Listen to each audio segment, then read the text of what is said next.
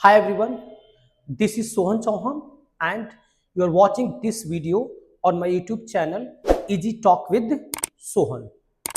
ये एक recommended video है. One of you guys has requested to make a video on the topic that is called passive. मेरे पास एक request आई कि sir मुझे पैसिव समझ में नहीं आता है और आपके समझाने के तरीके बहुत अच्छे लगते हैं, मुझे बहुत पसंद है. तो प्लीज़ क्या आप पैसिव में कोई वीडियो बनाएंगे, पैसिव को समझा पाएंगे ताकि मुझे वो चीज़ें समझ में आ जाए. सो उसके लिए मैं एक वीडियो आपके लिए लेकर के आया हूँ जो कि पैसिव पे है. एंड आज के ज़माने में पैसिव के सेंटेंसेस बहुत इंपॉर्टेंट होते हैं एंड मैक्सिमम लोग कंफ्यूज होते हैं कि हम कैसे पैसिव के सेंटेंसेस बनाते हैं. तो चलिए आज मैं आपको पैसिव के सेंटेंसेस आसान तरीके से कैसे बनाएंगे और कैसे अपनी बातचीत में यूज करेंगे ये समझाऊंगा एंड कोशिश करूंगा कि ज्यादा आसान लैंग्वेज में समझा सकूं ताकि आपको पैसिव के सेंटेंसेस बनाने और प्लस इंग्लिश स्पीकिंग में यूज करने में आपको बिल्कुल भी प्रॉब्लम या परेशानी ना हो. एंड और अगर आप पहली बार इस वीडियो को देख रहे हैं और पहली बार मेरे चैनल पे आए हैं तो चैनल को सब्सक्राइब कीजिए ताकि मैं ऐसे ही मजेदार और आसान तरीके हर एक टॉपिक पे आसान तरीकों को एक्सप्लेन करके आपके लिए वीडियो लाने की कोशिश करूंगा और कोशिश करूंगा कि आपको सारी की सारी वीडियो सारे के सारे टॉपिक आसानी से समझ में आए ताकि आप जब आप इंग्लिश में बातचीत किसी से करें तो आपको परेशानी ना हो. और अगर आप बिल्कुल जीरो से इंग्लिश बोलना सीखना चाहते हैं तो आप मेरा ऑनलाइन सेशन, अगर आप लखनऊ में हैं तो आप ऑफलाइन सेशन ज्वाइन कर सकते हैं और अगर आप लखनऊ में नहीं लखनऊ के बाहर हैं तो फिर आप मेरा ऑनलाइन सेशन ज्वाइन कर सकते हैं जो कि मैं डेली शाम को लेकर के आता हूं.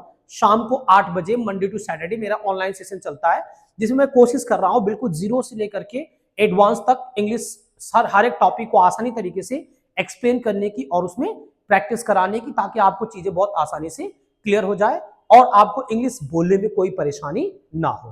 तो चलिए शुरू करते हैं आज का टॉपिक जो है पैसिव. सो गाइस,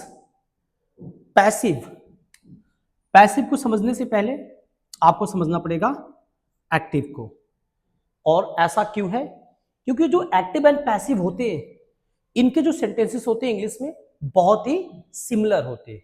इतने सिमिलर होते हैं कि लोग कंफ्यूज्ड हो जाते हैं और वो गेस नहीं कर पाते, वो रिकॉग्नाइज नहीं कर पाते कि जो सेंटेंस है वो एक्टिव का है या पैसिव का है.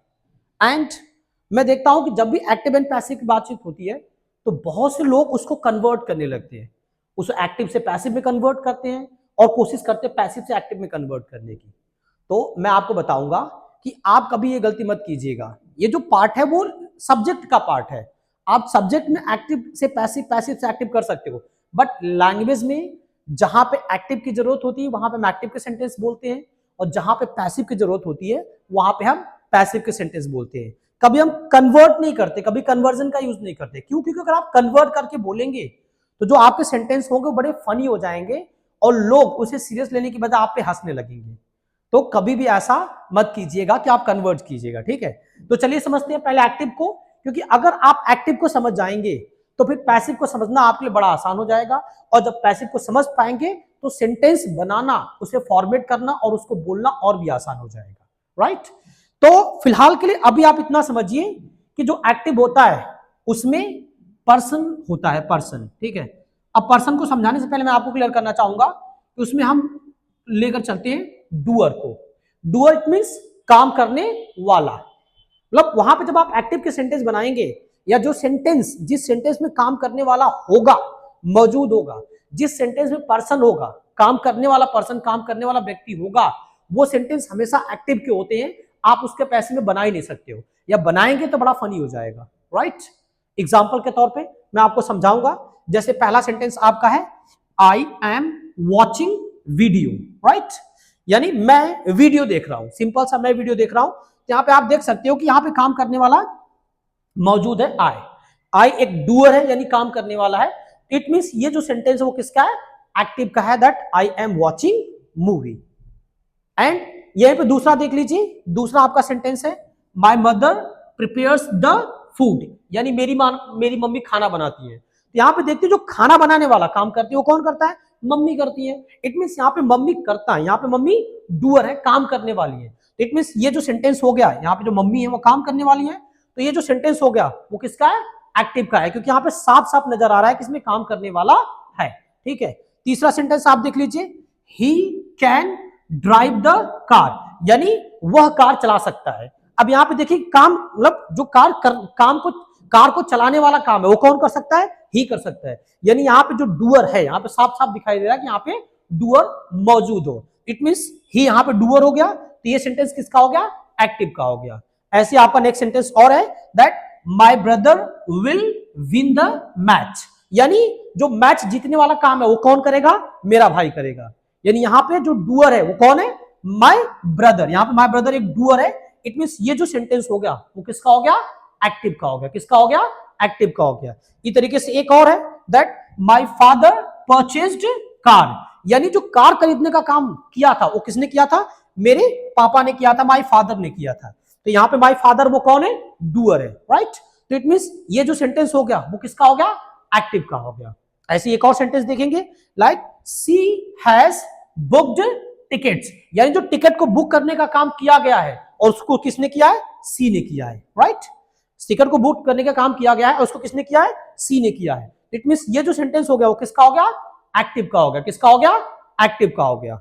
सो आई होप ये थोड़ा सा आपको समझ में आया होगा। चलिए आगे बढ़ते हैं। अभी मैं पैसिव को समझाऊंगा, तो ये इसी को लेकर के समझाऊंगा, तो आपको एक्टिव एंड पैसिव बहुत अच्छे से क्लियर हो जाएगा। ठीक है, अब देखो मैंने कहा जब हम एक्टिव की बातचीत करेंगे तो उसमें कौन होगा, डूअर होगा, उसमें काम करने वाला व्यक्ति होगा, पर्सन होगा। ठीक है, बट यही अगर सेंटेंस में काम करने वाला व्यक्ति मौजूद ही ना हो, यानी यहाँ पे कोई पर्सन हो ही ना, यानी जब बात करें पर्सन की तो सेंटेंस में कोई पर्सन हो ही ना, पर्सन का मतलब है काम करने वाला, यानी डूअर, यानी सेंटेंस में डूअर हो ही ना, तो वही सेंटेंस किसका होता है, पैसिव का होता है, राइट। आई एम रिपीटिंग, जब सेंटेंस में काम करने वाला व्यक्ति होगा, डूअर होगा, तो वो सेंटेंस किसका होगा, एक्टिव का होगा। और जब सेंटेंस में काम करने वाला व्यक्ति नहीं होगा, डूअर नहीं होगा, तो वो सेंटेंस किसका होगा, पैसिव का होगा। एग्जाम्पल के तौर पे जैसे पहला है, हमने बोला आई एम वॉचिंग वीडियो। ठीक है, तो यहाँ पे आप देख सकते हैं कि मैं वीडियो देख रहा हूं, यानी मैं, यहाँ पे काम करने वाला व्यक्ति आई है जो वीडियो देख रहा है। बट इसी की जगह पे दूसरा सेंटेंस बोला जाए कि वीडियो देखी जा रही है, राइट। अब वीडियो देखी जा रही है तो आप खुद सोचिए कि क्या इस सेंटेंस में कोई व्यक्ति को मेंशन किया जा रहा है कि कौन वीडियो देख रहा है, नहीं। ये सेंटेंस सिर्फ इतना सा है कि वीडियो देखी जा रही है, अब वो कौन है उसको कोई मेंशन ही नहीं किया जा रहा है। तो वीडियो देखी जा रही है, यानी यही सेंटेंस किसका हो गया, पैसिव का हो गया। किसका हो गया, पैसिव का हो गया, राइट। अब इसको आप चाह के भी एक्टिव बना नहीं पाएंगे, क्यों, क्योंकि जब भी आप एक्टिव बनाएंगे तो उसमें डूअर का होना जरूरी है, और इस सेंटेंस में डूअर है नहीं तो ये एक्टिव का बन ही नहीं सकता। तो आपको किसका बनाना पड़ेगा, इसका पैसिव का बनाना पड़ेगा, क्योंकि ये सेंटेंस किसका है, पैसिव का है। ठीक है, अब जैसे इसमें देख लीजिए, लाइक इस सेंटेंस में है माय मदर प्रिपेयर्स फूड, यानी मेरी मम्मी खाना बनाती है। तो काम करने वाला यहाँ पे कौन है, माय मदर है। बट अगर मैं ये ना बोल करके कि मेरी मम्मी खाना बनाती है, मैं बस इतना बोलूं कि खाना बनाया जाता है, यानी मैंने गायब कर दिया कि कौन बनाता है, वो है ही नहीं इसमें। सिंपल सा है कि खाना बनाया जाता है, तो खाना बनाया जाता है। इस सेंटेंस में आप देख सकते हैं कि कोई भी काम करने वाला नहीं है, कोई मेंशन नहीं है। इट मींस ये सेंटेंस किसका हो गया, पैसिव का हो गया। किसका हो गया, पैसिव का हो गया। ठीक है, ऐसे थर्ड वाले सेंटेंस में देखेंगे, लाइक थर्ड वाला सेंटेंस है he can drive the car, यानी ही, यानी वह कार चला सकता है, राइट। अब यहाँ पे काम करने वाला कौन है, ही है, वह है, यानी यहाँ पे काम करने वाला है, यानी डूअर है, राइट। तो अगर मैं बोलूं वह कार चला सकता है, ये ना, क्योंकि ये तो क्या एक्टिव का, बट ये ना बोल करके मुझे बोलना है भाई कार चलाई जा सकती है। ध्यान से सुनिएगा, कार चलाई जा सकती है। अब आप खुद सोचिए कि कार चलाई जा सकती है, इस सेंटेंस में कोई काम करने वाला आपको दिखाई दे रहा है, नहीं दिख रहा है, यानी कोई भी मेंशन नहीं काम करने वाला, बस ये बताया जा रहा है कि कार चलाई जा सकती है। कौन चला सकता है, इसमें कोई मेंशन ही नहीं है। इट मींस कार चलाई जा सकती है। ये सेंटेंस किसका हो गया, पैसिव का। किसका हो गया, पैसिव का। ठीक है, नेक्स्ट आपका है my brother will win the match. My brother will win the match, यानी मेरा भाई मैच जीतेगा। अब यहां पे काम करने वाला मेरा भाई है, राइट, यानी यहां पे डूअर मौजूद है। इट मींस ये सेंटेंस आपका किसका है, एक्टिव का है। किसका है, एक्टिव का है। लेकिन अगर मैं ये ना बोल करके कि मेरा भाई मैच जीतेगा, मैं बस इतना बोलूं कि मैच जीता जाएगा, राइट, मैच जीता जाएगा, तो आप यहां पे देख सकते हैं कि कोई भी काम करने वाला व्यक्ति है ही नहीं। यहां पे मैच जीता जाएगा, कौन जीतेगा मेंशन ही नहीं है, बट इतना बोला जा रहा है कि मैच जीता जाएगा। तो ये सेंटेंस किसका हो गया, पैसिव का। किसका हो गया, पैसिव का, राइट। नेक्स्ट आपका है माय फादर परचेज्ड कार, यानी मेरे पापा ने कार खरीदा था, समझिएगा, मेरे पापा ने कार खरीदा था। तो जो कार खरीदने का काम था वो मेरे पापा ने किया था, यानी यहाँ पे डूअर है, मेरे पापा डूअर है, राइट। तो ये सेंटेंस किसका हो गया? एक्टिव का हो गया। बट अगर मैं ये ना बोल करके कि मेरे पापा ने कार खरीदा था, मैं बस इतना बोलूं कि कार खरीदी गई थी, मैं इतना बोलूं कि कार खरीदी गई थी, तो कार खरीदी गई थी, आप साफ साफ देख सकते हैं कि इस सेंटेंस में कोई भी डूअर नहीं है, काम करने वाला कोई मेंशन नहीं है, बट इतना बताया जा रहा है कि कार खरीदी गई थी। किसने खरीदा था? कोई मेंशनिंग नहीं की जा रही है, तो कार खरीदी गई थी। ये सेंटेंस आपका किसका हो गया? पैसिव का। किसका हो गया? पैसिव का, राइट। और इसी साथ लास्ट हमारा सेंटेंस है शी हैज बुक्ड टिकट्स, यानी उसने टिकट बुक किया है, राइट, यानी उसने टिकट बुक किया है। तो यहां पे आप काम करने वाला देख सकते हो कि सी है, उसने है भाई, उसने बुक किया था ना, तो यहाँ पे काम करने वाला डूअर कौन है? सी है। तो इट मींस ये सेंटेंस आपका हो गया एक्टिव का। बट इसी की जगह पे आपसे बोला जाए, मैं ये ना बोलूं कि उसने टिकट बुक किया है, मैं ये ना बोलूं कि उसने टिकट बुक किया है, मैं सिर्फ इतना बोलूं कि टिकट बुक किया गया है, मैंने इतना बोलूं भाई टिकट बुक किया गया है। अब किसने किया है भाई, इसमें कोई मेंशन ही नहीं है, बस इतना बताया जा रहा है कि टिकट बुक किया गया है। तो टिकट बुक किया गया है, ये सेंटेंस किसका हो गया? पैसिव का। किसका हो गया? पैसिव का। सो आई होप आपको एक्टिव एंड पैसिव आपको समझ में आ गया होंगे। मैं दोबारा से रिपीट करता हूं कि जिस सेंटेंस में काम करने वाला होगा वो सेंटेंस आपका एक्टिव का होगा, लाइक मैं मूवी देख रहा हूं, राइट। और अगर सेंटेंस में काम करने वाला ना हो तो वो सेंटेंस किसका होगा? पैसिव का होगा, लाइक मूवी देखी जा रही है। Is that clear? जैसे मैं बात करूं कि बच्चे मैदान में खेल रहे हैं, इट मींस ये सेंटेंस किसका हो गया? एक्टिव का हो गया, क्योंकि बच्चे इसमें मैदान में खेलने का काम कर रहे हैं। बट मैं कहूंगी भाई क्रिकेट खेला जा रहा है, मैदान में क्रिकेट खेला जा रहा है, अब कौन खेल रहा है कोई मेंशन नहीं, तो ये सेंटेंस किसका हो गया? पैसिव का हो गया। किसका हो गया? पैसिव का हो गया। और ऐसे बहुत से पैसिव के सेंटेंस मिलेंगे, लाइक घर को सजाया जा रहा है। अब आप इसमें खुद देख लीजिए कि घर को सजाया जा रहा है, कौन सजा रहा है मेंशन ही नहीं है, इट मींस ये सेंटेंस किसका है? पैसिव का है। सड़क बनाई जा रही है या सड़क बन रही है, सड़क बन रही है, सड़क बनाई जा रही है, यानी इसमें काम करने वाला मेंशन है ही नहीं, तो ये सेंटेंस किसका है? पैसिव का है। किसका है? पैसिव का है, राइट। जैसे इंग्लिश बोली जा रही है, अब इंग्लिश बोली जा रही है, कौन बोल रहा है? कोई मेंशन ही नहीं है, कोई मेंशन नहीं, कौन बोल रहा है? कोई मेंशन ही नहीं है, इट मींस ये सेंटेंस किसका हो गया? पैसिव का हो गया। किसका हो गया? पैसिव का हो गया, ठीक है। लाइक अगर मैं बोलूं कि पोछा लग रहा है, पोछा लग रहा है, कौन लगा रहा है? कोई मेंशन नहीं है, व्यक्ति इसमें कोई यानी पर्सन कोई काम करने वाला नहीं है, बट इतना बताया जाए पोछा लग रहा है, यानी ये सेंटेंस किसका हो गया? पैसिव का होगा। किसका हो गया? पैसिव का। सो आई होप आपको एक्टिव एंड पैसिव समझ में आ गए होंगे। तो अभी तो ये समझना कि आपने पैसिव के सेंटेंसेस कैसे होते हैं, अब इसको बनाएंगे कैसे, इसको फॉर्मेट कैसे करेंगे, चलिए हम इसको आसानी से और बिल्कुल आसान भाषा में समझते हैं। जब भी आप पैसिव की बातचीत करेंगे तो पैसिव की बातचीत करने के लिए या पैसिव के सेंटेंस को फॉर्मेट करने के लिए, बनाने के लिए हम एक फॉर्मूला का यूज करते हैं, एंड फॉर्मूला है वर्क बी डन। कुछ लोग बी को पढ़े होंगे, और अगर आप बी को जानते हैं तो बहुत अच्छी बात है, नहीं तो फिर कोशिश कीजिएगा समझने को, ठीक है। तो जब भी आप पैसिव की बातचीत करेंगे तो इसी पैटर्न को लेकर के ऑलवेज फॉर्मूला बनाएंगे, और पैटर्न क्या है? Work be done, right. अब जैसे, अच्छा वर्क क्या है, जरा इस फॉर्मूले को समझिएगा। वर्क का मतलब है कि जिन चीजों पे काम होता है, जिन चीजों पे काम होता है वो वर्क के नीचे, यानी चीजें होंगी, जो चीजें होंगी वो चीजें किसकी होगी? वर्क के नीचे हो जाएंगी, ठीक है। बी एक एक्शन होता है, राइट, तो बी हो, ठीक है।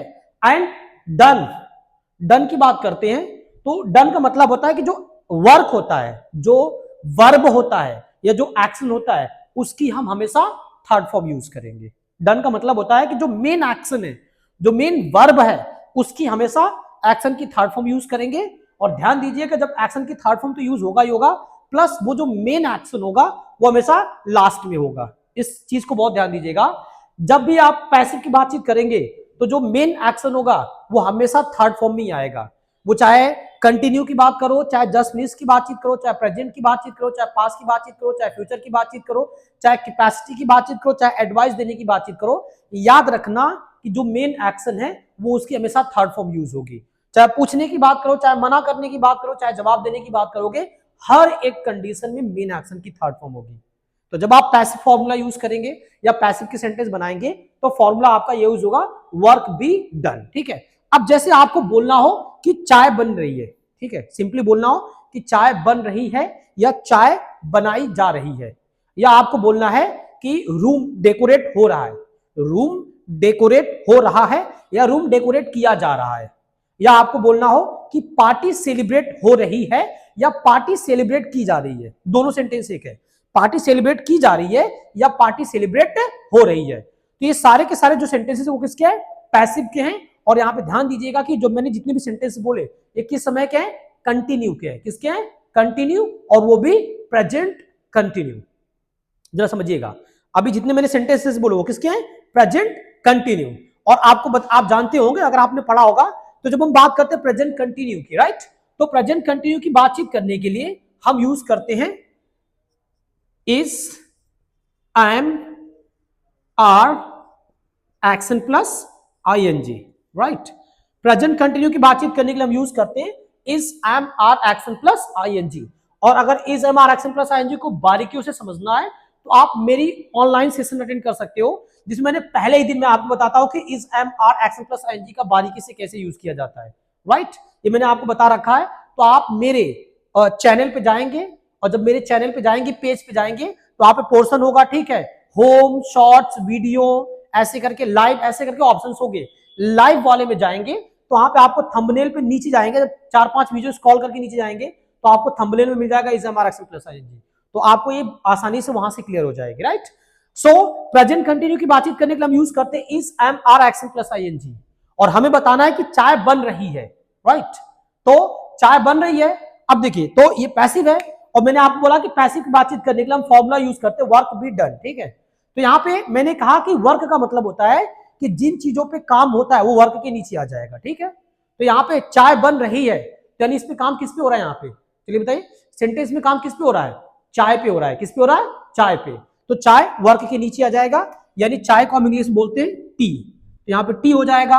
अब यहाँ पे कंटिन्यू है, प्रेजेंट कंटिन्यू है, और प्रेजेंट कंटिन्यू कहता है कि आप मेरी बातचीत करेंगे तो is am are action plus ING का यूज करेंगे, राइट। तो इसमें हमें यूज करना पड़ेगा इज एम आर, तो यहां पे यूज होगा इज, क्या होगा, टी के साथ हम यूज करेंगे इज, राइट, क्योंकि टी है ये सिंगुलर में है प्लस थर्ड पर्सन में है, और ये third person, first person, second person क्या होता है ये भी मैंने उसी वीडियो में आपको, पहले वाले सेशन की वीडियो मैंने वो क्लियर किया है, तो आप वहां से जाकर के चीजें देख सकते हैं, ठीक है। तो यहाँ पे आएगा टी, और टी के साथ आएगा इज। अब इज कहता है कि जब मैं आऊंगा तो एक्शन में आईएनजी लेकर के आऊंगा, ठीक है। एक्शन का मतलब वर्ब, तो वर्ब में आईएनजी लेकर के आऊंगा, और यहाँ पे जो वर्ब है वो एक्शन, वो कौन है, बी है, ठीक है। तो बी में आईएनजी आ जाएगा और ये हो जाएगा बीइंग, क्या हो जाएगा, बीइंग, राइट। अब ये फॉर्मूला कहता है कि जो मेन एक्शन है उसकी थर्ड फॉर्म आएगी, ठीक है। अब चाय बन रही है, इसमें मेन एक्शन क्या है, बनना, जिसको इंग्लिश बोलते हैं प्रिपेयर, और प्रिपेयर की जो थर्ड फॉर्म होती है वो होती है प्रिपेयर्ड, PREPARED, प्रिपेयर्ड। तो चाय बन रही है यानी हो जाएगा टी इज बीइंग प्रिपेयर्ड, क्या बोलेंगे, T is being prepared, simply है, राइट। चाय बन रही है यानी टी इज बीइंग प्रिपेयर्ड, ठीक है। जैसे आपको बोलना है कि रूम डेकोरेट हो रहा है, चलिए कैसे बोलेंगे, रूम डेकोरेट हो रहा है, तो इसको क्या बोलेंगे। अब देखो काम किस पे हो रहा है, रूम पे हो रहा है, तो वर्क के नीचे हो जाएगा रूम, राइट, और रूम के साथ हम यूज करेंगे इज, सो रूम इज, अब इसमें आ जाएगा बी में आईएनजी आ जाएगा, बीइंग हो जाएगा, सो रूम इज बीइंग, और यहां पे इसकी थर्ड फॉर्म आ जाएगी डेकोरेटेड, डेकोरेट की थर्ड फॉर्म होती है डेकोरेटेड, तो हो जाएगा रूम इज बीइंग डेकोरेटेड, क्या बोलेंगे, room is being decorated, right. So जैसे आपको बोलना हो कि सिंपली बोलना है कि कार चलाई जा रही है, चलो बोलो कार चलाई जा रही है, क्या बोलेंगे इसको, कार चलाई जा रही है, तो काम किस पे हो रहा है, कार पे हो रहा है, तो सेंटेंस होगा कार इज बीइंग ड्रिवन, क्या होगा, car is being driven, right. आपको बोला है कि मूवी देखी जा रही है, इसको इंग्लिश में क्या बोलेंगे, मूवी देखी जा रही है, मूवी इज बीइंग वॉच्ड, क्या बोलेंगे, movie is being watched, story लिखी जा रही है, चलो बोलो स्टोरी लिखी जा रही है, इसको इंग्लिश बोलेंगे स्टोरी इज बीइंग रिटेन। क्या बोलेंगे? Story is being written. Cricket खेला जा रहा है, क्या बोलेंगे? चलो इसको इंग्लिश में बोलो, क्या बोलेंगे? क्रिकेट खेला जा रहा है, इसको बोलेंगे क्रिकेट इज बीइंग प्लेड। क्या बोलेंगे? Cricket is being played, right. अब देखो, अगर आपको ये तो हो गया क्रिकेट है, ठीक है। चलिए बोले कि लाइक शूज पॉलिश हो रहे हैं। चलो बोलो, शूज यानी जूते पॉलिश हो रहे हैं। क्या बोलेंगे? जूते पॉलिश हो रहे हैं, राइट। अब देखो इसके लिए थोड़ा सा, जूते इट मींस ये आपका सिंगुलर नहीं है, ये क्या है? प्लूरल है, राइट। ध्यान दीजिएगा, जूते यानी एक से ज्यादा है, प्लूरल है, और प्लूरल के हम इसका यूज नहीं करेंगे। तो पहले तो शूज आ जाएगा, क्योंकि काम किस पे हो रहा है? शूज पे। तो शूज, अब शूज के साथ इसका यूज ना करके किसका यूज करेंगे? आर का, क्योंकि जब भी हम बात करते हैं प्लूरल की, तो प्लूरल की बातचीत करने के लिए आर का यूज करते हैं। तो शूज आर बीइंग, और यहां पे पॉलिश हो रहा है, पॉलिश की थर्ड फॉर्म होती है पॉलिश्ड। तो शूज आर बीइंग पॉलिश्ड, क्या होगा? Shoes are being polished. जैसे आपको बोला कि टिकट्स बुक हो रहे हैं, टिकट्स यानी एक से ज्यादा है, राइट। तो एक से ज्यादा टिकट्स बुक हो रहे हैं, टिकट्स बुक किए जा रहे हैं, तो यहां पे होगा टिकट्स आर बीइंग बुक्ड। क्या बोलेंगे? Tickets are being booked, right. Tickets book किए जा रहे हैं, टिकट्स आर बीइंग बुक्ड, ठीक है। जैसे आपको बोला कि पौधे लगाए जा रहे हैं, कैसे बोलेंगे? चलो बोलो, सेंटेंस है, ट्रांसलेट करो। पौधे लगाए जा रहे हैं, क्या बोलेंगे? Plants are being planted. क्या बोलेंगे? Plants are being planted, right. आपको बोला नोटबुक्स, सेंटेंस है, नोटबुक्स चेक हो रही है। चलो बोलो, नोटबुक्स चेक हो रही है। क्या बोलेंगे? Notebooks are being checked. क्या बोलेंगे?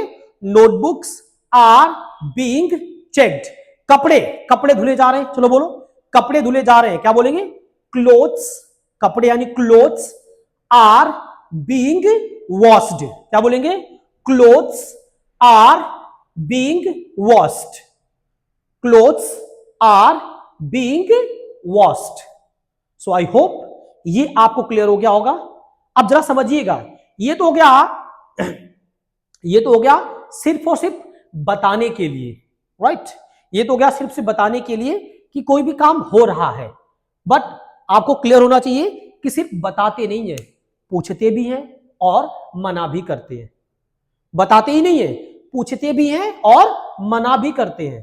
तो अगर आपको पूछना हो कि कोई भी काम, मतलब पूछना हो, सामने वाले से कंफर्म करना है कि क्या कोई भी काम हो रहा है, तो उसको कैसे करेंगे? चलिए इसको और बारीकी से, और मना भी करना हो तो फिर उसको कैसे मना करेंगे, इसको हम और बारीकियों से समझते हैं, ताकि हमें पैसिव बहुत ही अच्छे से क्लियर हो पाए। सो अगर आपको कंफर्म करना हो, पूछना हो कि क्या कोई काम हो रहा है, राइट, तो पूछने के लिए हम क्या करते हैं कि जो इज, एम, आर होते हैं, जिनको हम बोलते हैं टाइम वर्ड, या हम इनको बोलते हैं, क्या बोलते हैं? Helping verb, right. इसे आप हेल्पिंग वर्ब बोल लीजिए या टाइम वर्ड बोलते हैं। इनको हम सबसे पहले उठा के कर लेते हैं, क्योंकि कंफर्म करने में इनका यूज सबसे पहले हो जाएगा, ठीक है। तो आपको अगर कंफर्म करना हो कि क्या चाय बन रही है, राइट, क्या चाय बन रही है, क्या रूम डेकोरेट हो रहा है, क्या क्रिकेट खेला जा रहा है, क्या पोछा लग रहा है, या क्या कपड़े धुल रहे हैं, कंफर्म करना हो तो यहाँ पे इस सबसे पहले आ जाएगा, तो हो जाएगा इस, राइट, और टी आ जाएगी टी, उसके बाद होगा बीइंग, BEING, और फिर हो जाएगा उसकी थर्ड फॉर्म प्रिपेयर्ड। तो सिंपली बोलने के लिए कि क्या चाय बन रही है, आपका फॉर्मूला होगा इज। सिंपल कुछ मत करना कि जो हेल्पिंग वर्ब बोलते हो, जो टाइम वर्ड बोलते हो, उसको आप पहले उठा कर रख लेना, ठीक है। बस इसको पहले कर देंगे और सारा का सारा वही सेम रहेगा, तो ये आपका कंफर्मेशन का हो जाएगा, ये पूछने वाला हो जाएगा। Like is T being prepared. क्या बोलेंगे? Is T being prepared, right. अगर आपको मना करना है कि काम नहीं हो रहा है, राइट, यानी चाय नहीं बन रही है, तो होगा टी इज नॉट, और इज नॉट को हम शॉर्ट में भी यूज करते हैं, लिखने के लिए हम यूज करते हैं ISN अपॉस्ट्रोफी टी, जिसे हम बोलते हैं इज एन। तो T is an being prepared. क्या होगा? T is an being prepared, right. जैसे चलिए 2-4 सेंटेंसेस बनाते हैं ताकि और भी अच्छे से क्लियर हो जाए, ठीक है। जैसे आप मुझसे पूछो कि क्या रूम डेकोरेट हो रहा है? पूछो मुझसे, क्या रूम डेकोरेट हो रहा है? तो इज सबसे पहले आ जाएगा, इज रूम बीइंग डेकोरेटेड। ठीक है, ये चेंज हो जाएगा, इसी पैटर्न पे चलेगा, पैटर्न पे चलेगा, सेंटेंस चेंज हो जाएगा, पैटर्न ये रहेगा, like is room being decorated. और आपको बोलना है कि रूम डेकोरेट नहीं हो रहा है, मना करो, रूम डेकोरेट नहीं हो रहा है, तो क्या बोलेंगे? Room is an being decorated. क्या बोलेंगे? Room is an being decorated. जैसे आप मुझसे पूछे कि क्या क्रिकेट खेला जा रहा है, चलो पूछो मुझसे कि क्या क्रिकेट खेला जा रहा है, क्या बोलेंगे? Is cricket being played. क्या बोलेंगे? Is cricket being played. तो जवाब दो, क्रिकेट खेला जा रहा है, हाँ में जवाब दो, क्रिकेट खेला जा रहा है, तो क्या बोलेंगे? Cricket is being played. क्या होगा? Cricket is being played. जैसे आप मुझसे पूछो कि क्या मूवी देखी जा रही है, पूछो मुझसे क्या मूवी देखी जा रही है? Is movie being watched. क्या बोलेंगे? Is movie being watched. तो मना करो, मूवी नहीं देखी जा रही है, मना करो, मूवी नहीं देखी जा रही है। मूवी इज नॉट, जिसे हम शॉर्ट में बोलते हैं is an, so movie is an being watched. Movie is an being watched, right. जैसे आप मुझसे पूछो कि क्या पोछा लग रहा है, चलो बोलो कि क्या पोछा लग रहा है। अच्छा, पोछा किस पे लगता है? फ्लोर पे, फर्श पे। तो फ्लोर पहले, मतलब पहले देखो, पहले कंफर्म करना है तो इज पहले आ जाएगा। So is floor being mopped. पोछा लगाना है, नहीं मॉप होता, ठीक है, मॉप द फ्लोर, तो फ्लोर पे काम हो रहा है, तो इज फ्लोर बीइंग मॉप्ड। और आपको जवाब देना है कि पोछा लग रहा है, चलो जवाब दो हाँ में कि पोछा लग रहा है, तो क्या होगा? Floor is being mopped. Floor is being mopped, right.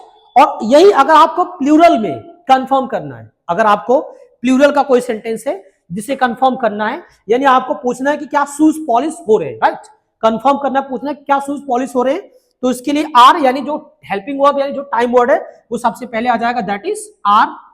और काम किस पे हो रहा है? शूज पे, जूते पे, तो शूज आ जाएंगे, राइट।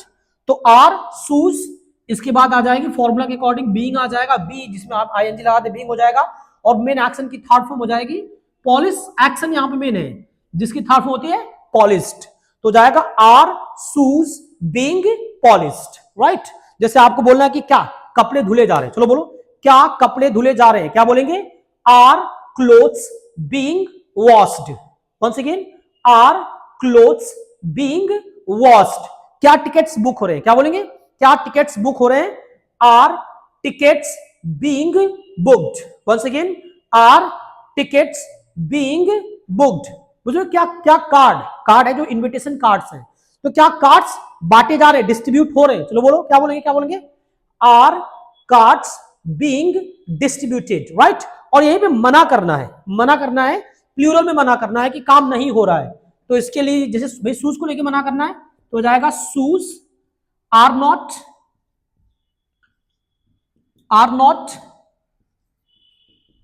बीइंग पॉलिश्ड, तो जाएगा shoes are not being polished, ठीक है।